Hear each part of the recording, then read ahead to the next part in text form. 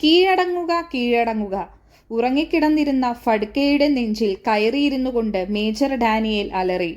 ഞെട്ടിയുണർന്ന ആ വീരൻ ഗർജിച്ചു. ഒറ്റയ്ക്ക് ഉറങ്ങിക്കിടക്കുന്ന സമയത്ത് എന്നെ ചതിയിൽ പിടികൂടിയത് നിങ്ങളുടെ മഹത്വം വർദ്ധിപ്പിക്കുകയല്ല, നേരിട്ട് യുദ്ധം ചെയ്യാൻ അനുവദിച്ചുകൊണ്ട് എന്നെ കീഴ്പ്പെടുത്തുകയായിരുന്നു ഉത്തമം. അങ്ങനെയെങ്കിൽ ഒരു ധീരനെന്ന പേരിൽ നിങ്ങളുടെ മഹത്വം വർദ്ധിക്കുമായിരുന്നു. സൂര്യൻ അസ്തമിക്കാത്ത ബ്രിട്ടീഷ് സാമ്രാജ്യത്തിന്റെ പ്രതിപുരുഷൻ എന്നവകാശപ്പെടുന്ന മേജർ ഡാനിയേലിനെ ആ ധീരദേശാഭിമാനി വെല്ലുവിളിച്ചു. എന്നെ സ്വതന്ത്രനാക്കാൻ ധൈര്യമുണ്ടോ? നമുക്ക് ദ്വന്ദ്വയുദ്ധത്തിൽ കൂടെ ജേതാവാരെന്ന് നിശ്ചയിക്കാം. ഫഡ്കെയുടെ വെല്ലുവിളിക്ക് മുന്നിൽ മേജർ ഡാനിയേൽ നിശബ്ദനായി. 1879 ജൂലൈ 20 ഒരു ദൂരയാത്രയ്ക്ക് ശേഷം ബിലാപൂരിൽ നിന്ന് 6 മൈലോളം അകലെയുള്ള ദേവർ നാവ്ജി ഗ്രാമത്തിലെ ഒരു ബുദ്ധവിഹാരത്തിൽ ക്ഷീണിച്ച് ഉറങ്ങുന്ന അവസരത്തിലാണ് മേജർ ഡാനിയേൽ അദ്ദേഹത്തെ കീഴടക്കിയത്. ഭാരതത്തിലെ ബ്രിട്ടീഷ് ആധിപത്യത്തെ തകർത്തുകൊണ്ട് ഒരു സ്വതന്ത്ര ഭാരത റിപ്പബ്ലിക് സ്ഥാപിക്കുന്നതിനു വേണ്ടി ആദ്യമായി പോരാടിയ വിപ്ലവകാരിയാണ് വസുദേവ് ബൽവന്ത് ഫഡ്കെ.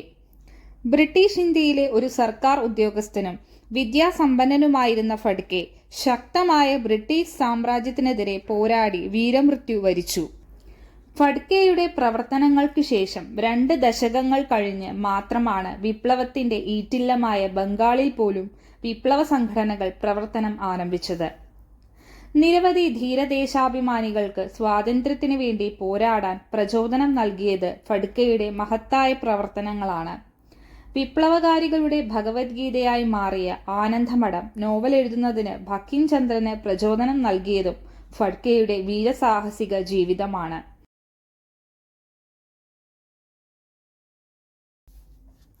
മഹത്തായ രാജ്യസ്നേഹ പാരമ്പര്യമുള്ള ഒന്നാണ് മഹാരാഷ്ട്രയിലെ ഫഡ്കെ കുടുംബം. അവിടുത്തെ ധീരനായ അനന്തറാവു കർണാൽ കോട്ടയുടെ അധിപനായിരുന്നു.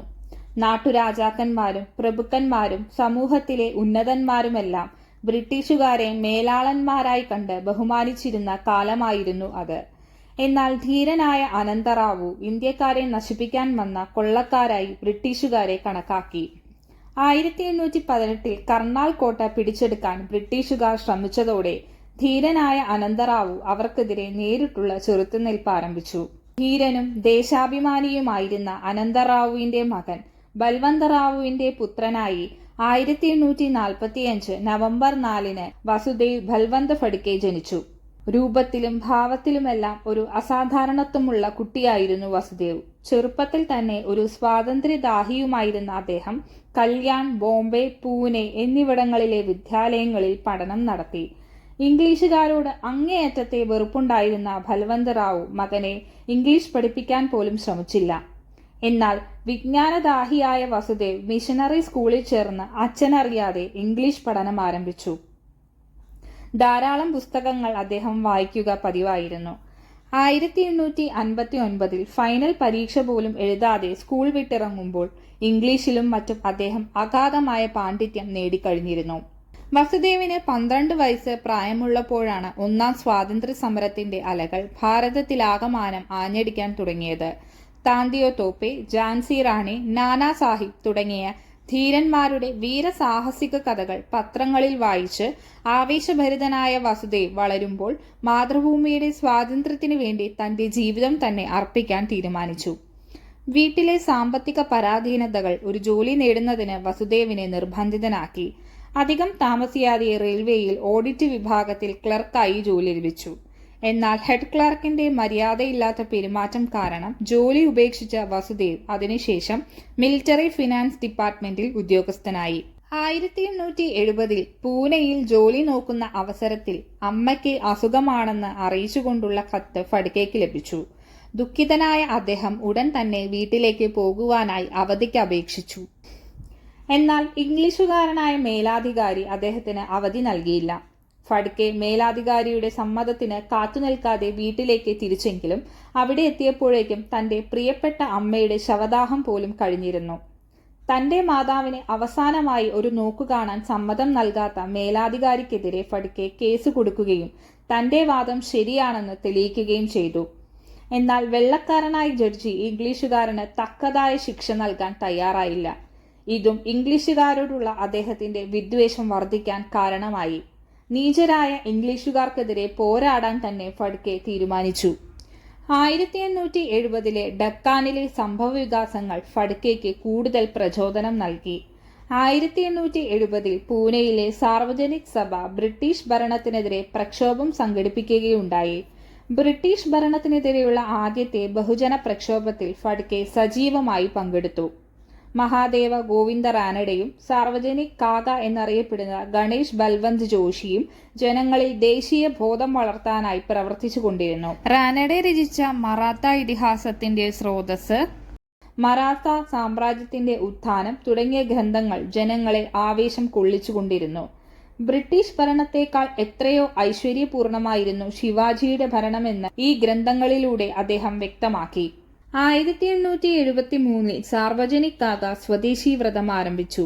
സ്വദേശ നിർമ്മിതമായ വസ്ത്രങ്ങൾ മാത്രമേ താൻ ധരിക്കുകയുള്ളൂവെന്ന് അദ്ദേഹം പ്രതിജ്ഞ ചെയ്തു. സാർവജനിക് കാകയുടെ പാത പിന്തുടർന്നുകൊണ്ട് ഫഡ്കെയും സ്വദേശി വ്രതം തുടങ്ങി. സാമൂഹ്യ സേവന പ്രവർത്തനങ്ങൾ നടത്തുന്നതിന് 1873 ഫഡ്കെ ഐക്യവർദ്ധിനി സഭ എന്ന സംഘടന രൂപീകരിച്ചു. ഇതിന്റെ ശാഖകൾ പല ഭാഗങ്ങളിലേക്കും അദ്ദേഹം വ്യാപിപ്പിച്ചു. ബ്രിട്ടീഷ് സ്വാധീനമില്ലാത്ത ദേശസ്നേഹത്തെ ഉദ്ദീപിപ്പിക്കുന്ന ദേശീയ വിദ്യാഭ്യാസത്തിൽ കൂടി മാത്രമേ ഭാരതത്തെ ഉയർത്തിയെടുക്കാൻ സാധിക്കുകയുള്ളൂവെന്ന് ഫഡ്കെ വിശ്വസിച്ചു.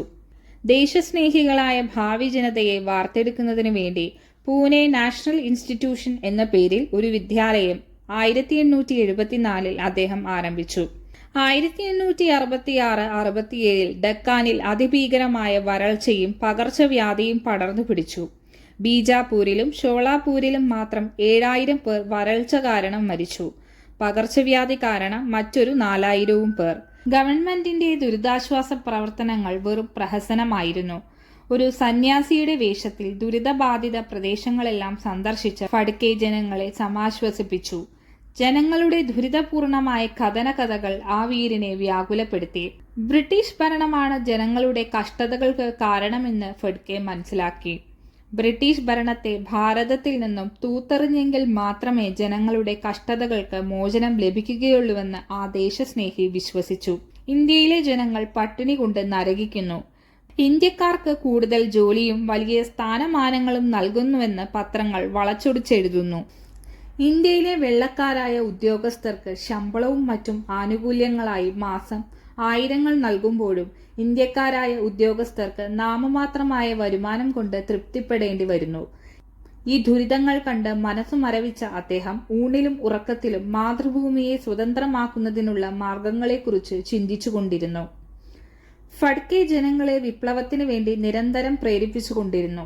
തന്റെ ജീവിതം രാഷ്ട്രത്തിനു വേണ്ടി സമർപ്പിച്ചുകൊണ്ട് അദ്ദേഹം ഇങ്ങനെ പ്രതിജ്ഞ ചെയ്തു: മാതൃഭൂമിയെ സ്വതന്ത്രയാക്കുന്നതുവരെ ഞാൻ വാസനാദ്രവ്യങ്ങൾ തൊടുകയില്ല, മുടിവെട്ടുകയോ ക്ഷൗര്യം ചെയ്യുകയോ ഇല്ല, തലപ്പാവ് ധരിക്കില്ല, എപ്പോഴും കയ്യിൽ യാചകരുടെ ഒരടയാളം കൊണ്ട് നടക്കും. ജനങ്ങളെ വിപ്ലവത്തിന് തയ്യാറെടുപ്പിക്കുന്നതിനു വേണ്ടി ഫഡ്കെ മഹാരാഷ്ട്രയിൽ ആകമാനം ചുറ്റി സഞ്ചരിച്ചു. ഒരു കാലത്ത് മറാത്ത സൈന്യത്തിൽ പ്രവർത്തിച്ചിരുന്ന കാട്ടുജാതിക്കാരായ രാമോഷി വർഗക്കാരുടെ ഇടയിൽ ഫഡ്കെ പ്രവർത്തനം ആരംഭിച്ചു. ബ്രിട്ടീഷുകാരെ അങ്ങേയറ്റം വെറുത്തിരുന്ന രാമോഷികൾ ഫഡ്കെയ്ക്ക് അനുഗ്രഹമായി മാറി.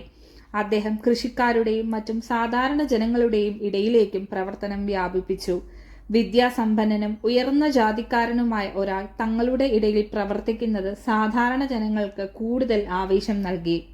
നിങ്ങളുടെ ജീവിതത്തിലെ ദുഃഖങ്ങളും ദുരിതങ്ങളും എന്നേക്കുമായി മാറണമെന്നാഗ്രഹമുണ്ടെങ്കിൽ ഞങ്ങളോടൊപ്പം വന്ന് ബ്രിട്ടീഷുകാർക്കെതിരെ പോരാടാൻ അദ്ദേഹം സാധാരണക്കാരായ ജനങ്ങളോട് നിരന്തരം ആവശ്യപ്പെട്ടുകൊണ്ടിരുന്നു. ഓഫീസിൽ നിന്നും ദീർഘകാല അവധിയെടുത്ത ഫഡ്കെ വിപ്ലവ പ്രവർത്തനങ്ങൾക്കായുള്ള സഹായ സഹകരണങ്ങൾ അഭ്യർത്ഥിച്ച് ഡെക്കാൻ പ്രദേശത്തെ നാട്ടുരാജാക്കന്മാരെ സമീപിച്ചു. അദ്ദേഹത്തിന്റെ നീക്കത്തിൽ അനുഭാവം പ്രകടിപ്പിച്ചെങ്കിലും പരസ്യമായി പിന്തുണ നൽകി ബ്രിട്ടീഷ് വിരോധം സമ്പാദിക്കാൻ ആരും തന്നെ തയ്യാറായില്ല. വിപ്ലവ പ്രവർത്തനങ്ങൾ സംഘടിപ്പിക്കുന്നതിനുള്ള ധനസമ്പാദത്തിനായി ധനികരെ സമീപിച്ചപ്പോഴും ഇതുതന്നെയായിരുന്നു അവസ്ഥ. ഇതുകൊണ്ടൊന്നും നിരാശനാവാതെ അദ്ദേഹം ധനികരെ കൊള്ള ചെയ്ത് പണം സംഘടിപ്പിക്കാനും സായുധ പരിശീലനം നേടിയ യുവാക്കളുടെ ഒരു സംഘത്തെ വാർത്തെടുക്കാനും ശ്രമം ആരംഭിച്ചു. അധികം താമസിയാതെ മാതൃഭൂമിയുടെ മോചനത്തിനു വേണ്ടി ജീവൻ തന്നെ നൽകാൻ തയ്യാറുള്ള യുവാക്കളുടെ ഒരു രഹസ്യ സൈനിക സംഘടന അദ്ദേഹം സ്ഥാപിച്ചു. 1879 ഫെബ്രുവരി അവസാനത്തോടെ ഫഡ്കെ തന്റെ സംഘത്തോടൊപ്പം വെള്ളക്കാർക്കെതിരെ നേരിട്ടുള്ള പോരാട്ടങ്ങൾ ആരംഭിച്ചു. യൂറോപ്യന്മാരെ ഇന്ത്യയിൽ എവിടെ കണ്ടാലും കൊല ചെയ്യാൻ അദ്ദേഹം തന്റെ സംഘാംഗങ്ങളോട് ആഹ്വാനം ചെയ്തു.